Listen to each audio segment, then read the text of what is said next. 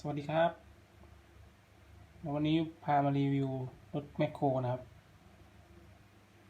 งานสร้างจริงครับ1:12นะครับเป็นแคทนะครับสกิล1:12มีโรลเลอร์7ตัวนะครับแล้วก็การ1ตัวครับแคเรีย2ตัวนะครับ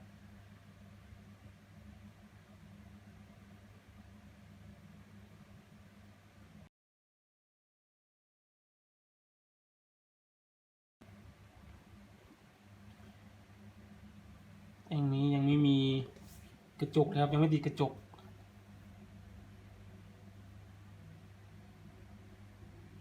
ก็บอกมา